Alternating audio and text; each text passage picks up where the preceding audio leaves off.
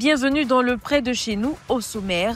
2 projets majeurs ont été lancés sur le campus de l'université Félix Houphouët-Boigny. La construction de nouveaux bâtiments administratifs pour le CROU Abidjan 1 et l'installation d'un système moderne de gestion de l'eau potable dans les résidences universitaires. Accusée de détournement de fonds par des doyens de la classe dirigeante sortante, la chefferie d'Aboboté a réagi publiquement le 25 juin lors d'un point de presse. Et la première édition du festival Ma Ville en peinture s'est ouverte le 27 juin à Abidjan sur le thème « Peindre ensemble pour bâtir la paix ». L'université Félix Houphouët-Boigny de Cocody amorce une nouvelle phase de modernisation. Ce 26 juin 2025, le ministre de l'Enseignement supérieur et de la Recherche scientifique a procédé à la pose de la première pierre du futur bâtiment administratif du CROU Abidjan 1. Évidemment, ce centre permettra de regrouper en un même endroit tous les agents du CROU, toute la direction du CROU. Il est évident que cela va rendre le service beaucoup plus efficace. Et cela va améliorer les conditions de travail des agents du CROU d'une part, mais de façon indirecte aussi améliorer les conditions d'études et de vie des étudiants. Donc, vous comprenez bien que ce projet nous tenait absolument à cœur. Ce nouvel édifice, un immeuble de type R+3, répondant aux standards modernes, regroupera les principaux services du Centre régional des œuvres universitaires. Il s'inscrit dans le cadre du programme d'investissement public engagé par le gouvernement pour améliorer les infrastructures universitaires. Que nous soyons regroupés, l'ensemble du personnel à un même endroit, que nous ayons des outils modernes de gestion, que nous puissions être efficaces, et que nous puissions être une administration de proximité avec les étudiants. Deuxième élément de cette infrastructure, c'est que cela va permettre de libérer 3 bâtiments anciennement occupés par l'administration. En réalité, c'était des chambres universitaires. Ce sont des lits qui manquaient aux étudiants.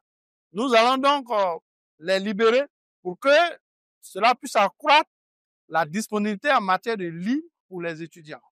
Et troisièmement, vous savez, quand les agents sont efficaces, ils ont l'émulation et ils seront davantage plus proches effectivement des étudiants pour les encadrer, les accompagner. Les travaux devraient s'achever d'ici à 18 mois. En parallèle, un nouveau système de gestion de l'eau potable est en cours de déploiement dans les résidences universitaires avec l'appui de l'Office national de l'eau potable. Mis en cause par des doyens de la classe dirigeante sortante, le chef du village d'Aboboté est accusé de détournement. Face à ces accusations, la chefferie actuelle a réagi publiquement ce mercredi 25 juin lors d'un point de presse organisé dans le village. À Aboboté, nous n'avons connaissance d'aucun détournement de fonds. Et le souhait de certaines personnes de voir le chef, du moins le village, divisé est un échec. Nous sommes conscients que l'unité et la cohésion entre les filles et fils sont la sève nourricière du développement de toute la cité. Appelant au calme, le chef du village a invité les protagonistes à privilégier le dialogue et l'unité dans l'intérêt supérieur d'Aboboté. On lui a tendu la main depuis longtemps. Je l'ai dit toujours, venez et développons notre village.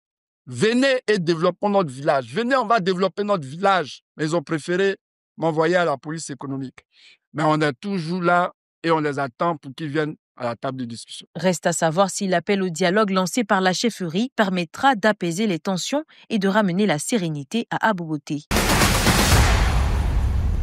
Abidjan devient le théâtre de la création artistique sous toutes ses formes. Pour la première fois en Côte d'Ivoire, le festival Ma Ville en peinture a posé ses valises à Abidjan du 27 au 29 juin 2025. Après plusieurs succès enregistrés au Burkina Faso, la cérémonie d'ouverture s'est déroulée à l'espace Vital, aux 2 plateaux, en présence d'artistes, de visiteurs et de partenaires engagés pour la paix par l'art. Cette année, c'est la première édition à Abidjan. On a déjà fait 4 éditions cette année à Ouaga.